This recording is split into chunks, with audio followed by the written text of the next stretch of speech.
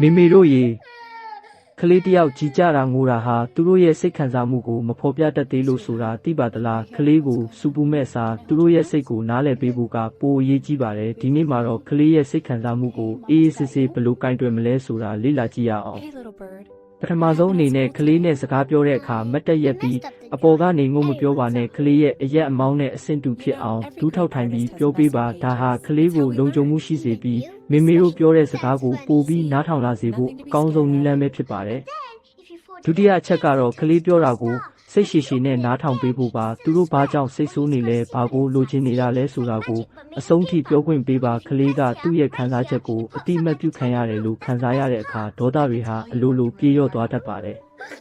တတိယအချက်ကတော့ပွေ့ဖက်မှုပါကလေးကအယမ်းငုံနေတဲ့အခါစကလုံးတွေထက်နှွေးထွေးတဲ့ပွေ့ဖက်မှုကပိုပြီးထိရောက်ပါတယ်ပွေ့ဖက်လိုက်ခြင်းကကလေးရဲ့အုံနောက်ထဲမှာစိတ်အေးချမ်းစေတဲ့ဓာတ်တွေကိုထွက်ပေါ်စေပြီးစိတ်လှုပ်ရှားမှုတွေကိုချက်ချင်းထိန်းချုပ်ပေးနိုင်ပါတယ်စတုထအချက်ကတော့မလုံနဲ့လို့တားမဲ့အစားဘယ်လိုလုပ်ရမလဲဆိုတာကိုသင်ပေးပါဥပမာမအော်နဲ့လို့ပြောမဲ့အစားတိုးတိုးလေးပြောရအောင်တော့လို့အပြုသဘောဆောင်တဲ့စကားလုံးတွေကိုသုံးပါဒါကကလေးရဲ့အပြုမူကိုပုံမူကောင်းမွန်လာစေပါတယ်ဒီလိုနီးလန်းလေးတွေကကလေးကိုလိမ္မာရင်ကျေးစေရုံတင်မကပဲမေမေတို့နဲ့သားသမီးကြားတန်ရောစင်ကိုလည်းပုံမူခိုင်မာစေပါတယ်ဒီဗီဒီယိုလေးကိုတခြားမေမေတွေစီလည်းမျှဝေပေးဖို့မမိနဲ့အုံတော်ကလေးတိုင်းပျော်ရွှင်စွာကြီးပြင်းနိုင်ပါစေရေးသားဖန်တီးသူရဲရင်အောင် Baby Care